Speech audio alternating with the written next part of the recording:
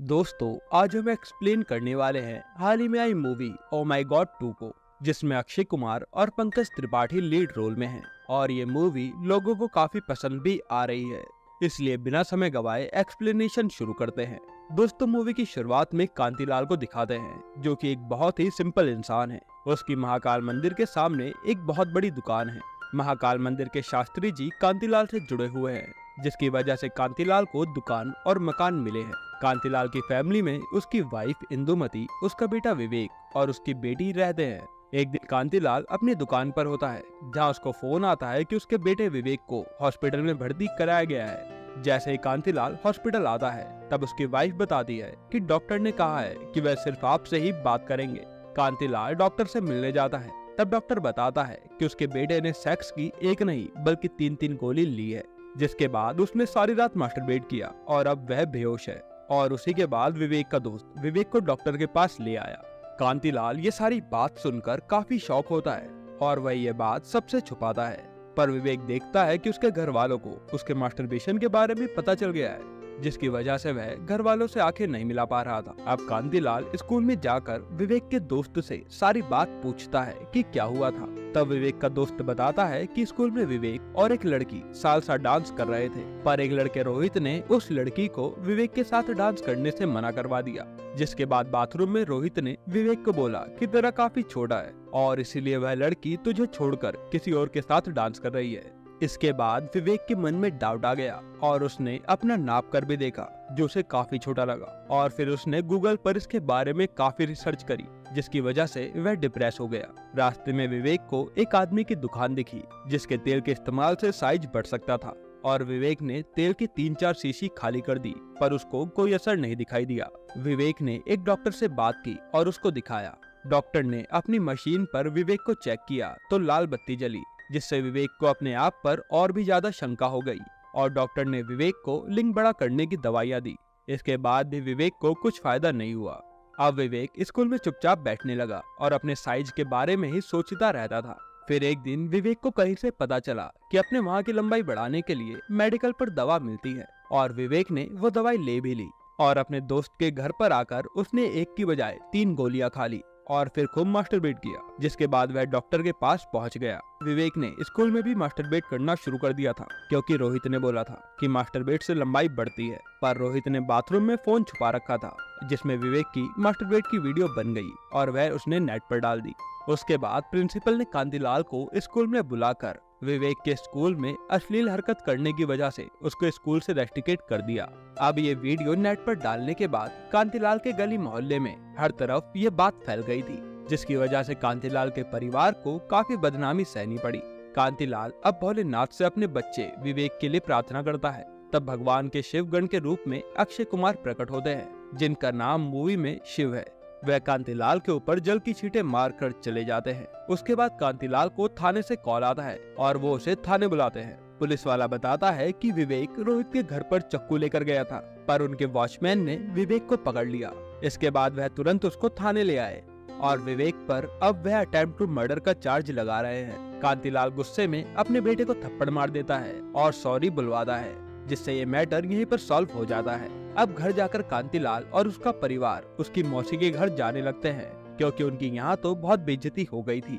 तब विवेक को काफी फ्रस्ट्रेशन होता है और वह गुस्से में चुपचाप जहर पी लेता है और विवेक के परिवार वाले रेलवे स्टेशन चले जाते हैं, जहाँ पर हमें पता चलता है कि शिव ने विवेक को जहर से बचा लिया, क्योंकि शिव का गला नीला था, यानी कि वो जहर शिव ने पिया। उसके बाद शिव बोलते हैं कि उन्हें भक्तों के कल्याण के लिए कई बार जहर पीना पड़ता है। अब रेलवे स्टेशन से विवेक गायब हो जाता है। तब शिव कांतिलाल को बताते हैं कि विवेक उधर गया है। जैसे ही कांतिलाल पटरी पर पहुंचता है, वह देखता है कि उसका बच्चा पटरी के आगे सुसाइड कर रहा है और जैसे ही ट्रेन आती है, शिव विवेक को बचा लेते हैं। शिव फिर कांतिलाल को बोलते हैं कि तुम्हारा बेटा तभी सही होगा जब उसे पता लगेगा कि उसने कोई गलत काम नहीं किया है। उसके बाद ही विवेक समाज में बिना शर्म के जी पाएगा। यह सुनकर कांतिलाल अपने परिवार को स्टेशन से घर वापस ले जाता है और अगले दिन विवेक के स्कूल मेडिकल वाले, डॉक्टर और तेल वाले को नोटिस भिजवा देता है, क्योंकि अगर कांतिलाल ये केस जीत गया तो विवेक को पता चल जाएगा कि उसने कोई गलत काम नहीं किया और विवेक को शर्मिंदगी नहीं होगी।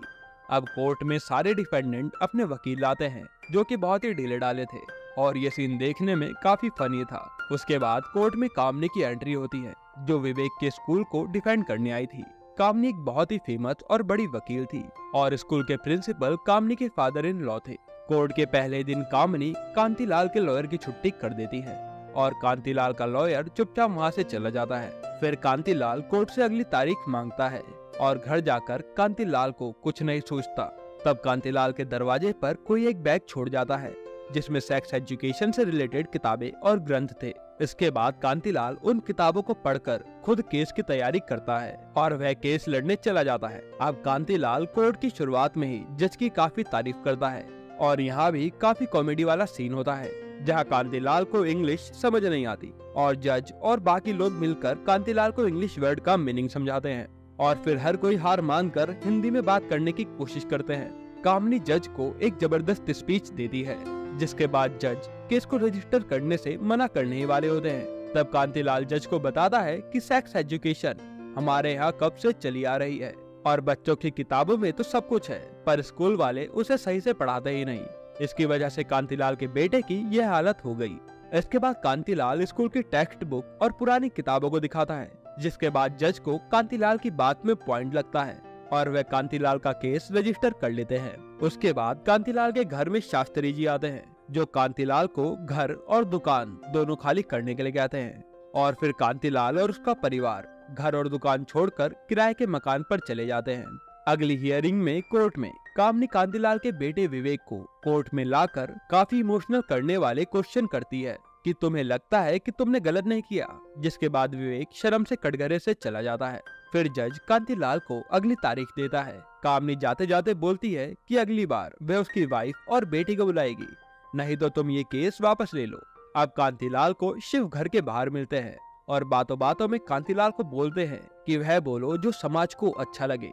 इसके बाद कांतिलाल को आइडिया आता है और अगली हियरिंग में कामनी कोर्ट में कांतिलाल की बेटी को बुलाती है और कांतिलाल की बेटी को विवेक का वीडियो दिखाकर बोलती है कि तुम्हें ये देखकर क्या लगता है। कांतिलाल की बेटी हिंदी की स्पष्ट भाषा में ऐसे बताती है कि कामनी की बोलती बंद हो जाती है। उसके बाद अगली तारीख पर कोर्ट में कामनी कांतिलाल की वाइफ से क्वेश्चन करती है कि कांतिलाल की फर्स्ट नाइट पर क्या हुआ था। इसके बाद कांतिलाल की वाइफ हंसती है और बड़ी सरलता से कामनी का जवाब देती है, जिससे कामनी काफी ज्यादा फ्रस्ट्रेट हो जाती है और बोलती है कि कांतिलाल और उसके परिवार वाले स्कूल को बदनाम कर रहे हैं।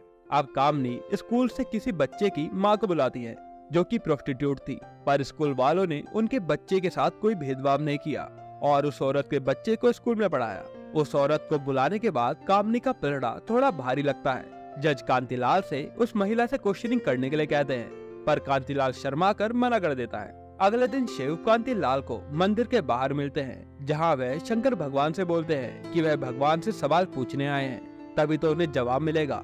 इससे शिव कांतिलाल को इशारा कर रहे थे और कांतिलाल समझ जाता है। अगली डेट में कांतिलाल उस महिला से क्वेश्चनिंग करता है, जिसके बाद कोर्ट में कांतिलाल सब लोगों का दिल जीत लेता है और उस माँ को प्रणाम करता है जो कि इतना संघर्ष करके अपने बेटे को शिक्षा दे रही है।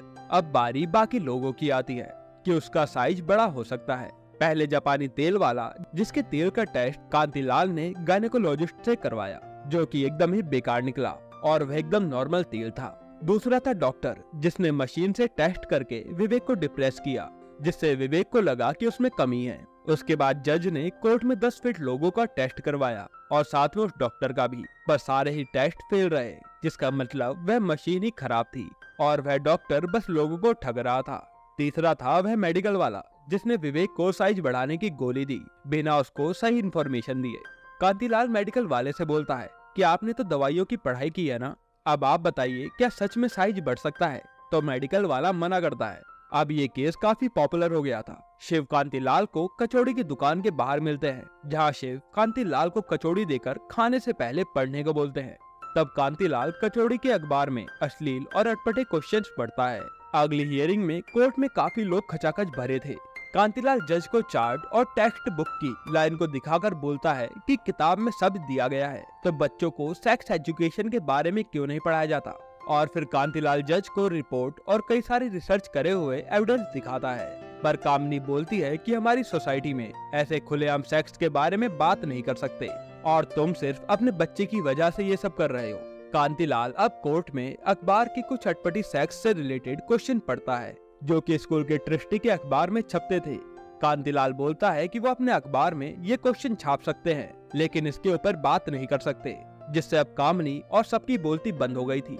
जज अब कांतिलाल और कामनी को क्लोजिंग स्टेटमेंट अगली हियरिंग में देने के लिए बोलते हैं। अब सेक्स एजुकेशन की बात टीवी, सोशल मीडिया, इंटरनेट पर हर तरफ फैल गई थी और काफी लोग कांतिलाल की बात को सपोर्ट भी कर रहे थे, पर कुछ लोग कांतिलाल की बात के खिलाफ थे।